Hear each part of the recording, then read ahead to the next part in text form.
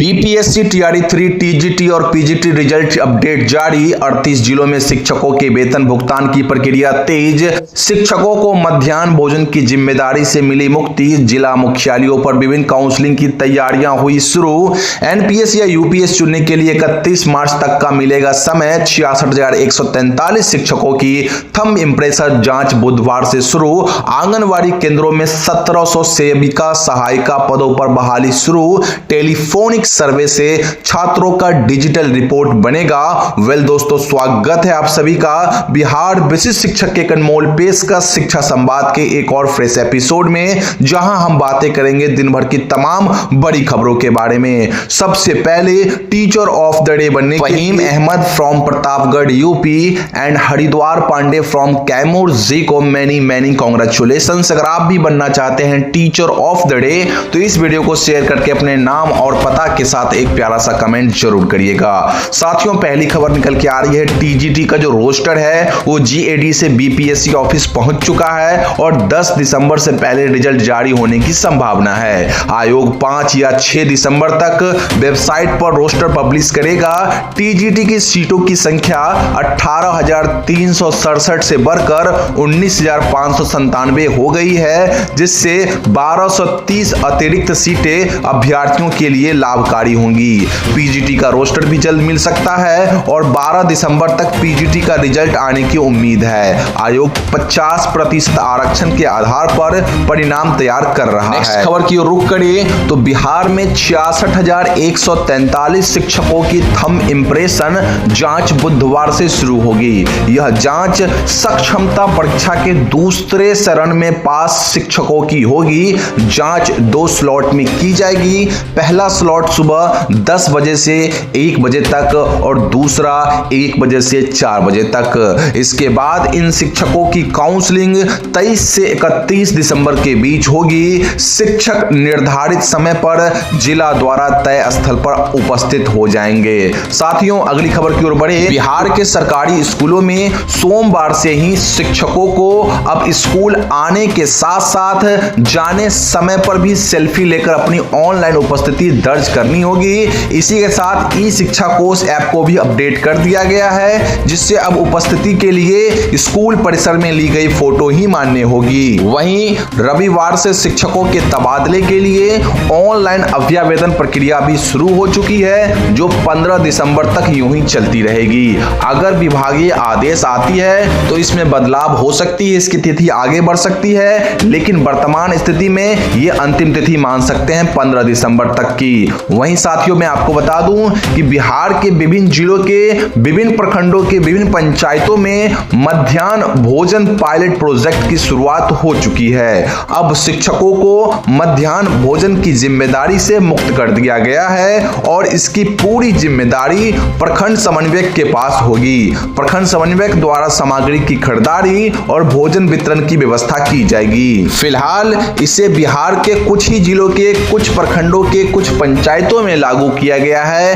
अगर ये सफल होती है तो आने वाले समय में ये बिहार भर में लागू की जाएगी। वहीं साथियों, केंद्र सरकार ने एनपीएस के विकल्प के तौर पर यूपीएस का ड्राफ्ट तैयार किया है, जिसे दिसंबर तक अंतिम रूप दिया जाएगा। इसके तहत कर्मचारियों को 31 मार्च 2025 तक एनपीएस और यूपीएस में से एक विकल्प चुनने का मौका मिलेगा। यूपीएस में सरकार का योगदान बढ़कर 18.5% होगा, जबकि एनपीएस में 14% था। यूपीएस में एक मुश्त राशि की निकासी की अनुमति नहीं होगी और पेंशन 100% एन्युटी पर आधारित होगी, जबकि एनपीएस में 60% राशि रिटायरमेंट तक निकाली जा सकती है। यूपीएस 1 अप्रैल 2025 से लागू हो जाएगी पूर्ण रूप से। वहीं बिहार सरकार ने सभी उच्च शिक्षा संस्थानों के छात्रों को 100% अपार आईडी देने की दिशा में कदम बढ़ाया है। इसके लिए चाणक्य नेशनल लॉ यूनिवर्सिटी यानी CNLU में 3 दिवसीय कार्यशाला का आयोजन किया गया।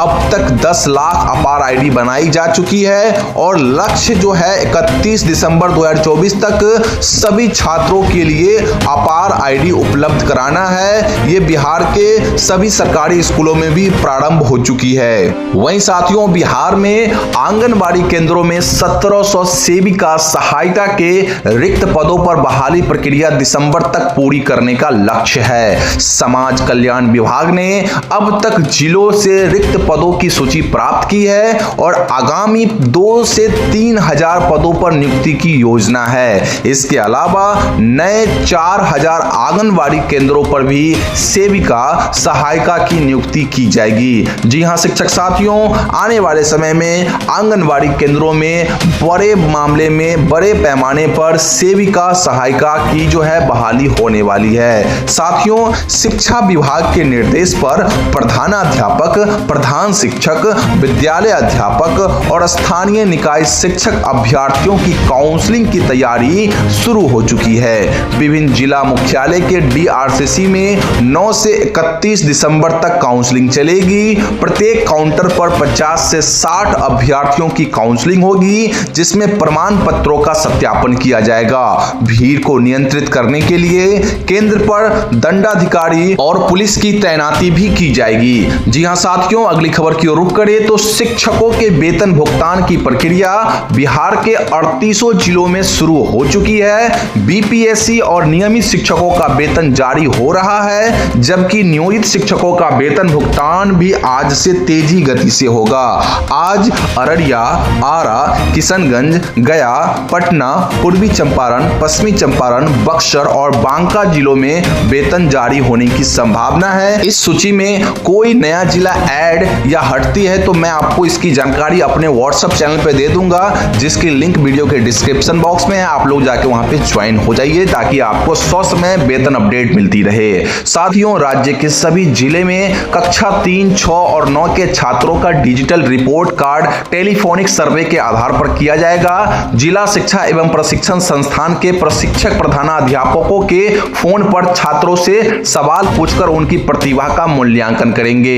इस प्रक्रिया के तहत छात्रों के उत्तर गूगल फॉर्म में दर्ज कर डिजिटल रिपोर्ट कार्ड तैयार किया जाएगा।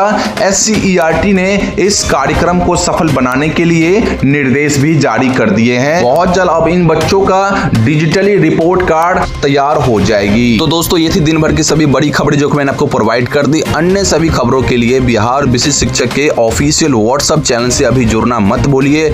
लिंक मैं वीडियो के डिस्क्रिप्शन बॉक्स में डाल दूंगा। आपसे पहले कई हजार शिक्षक वहां पे जुड़ के सभी खबरों को पहले पा ले रहे हैं। आप सिर्फ पीछे रह जाना, तो जल्दी जाइए और लिंक से हमारे WhatsApp चैनल को ज्वाइन कर लीजिए। बाकी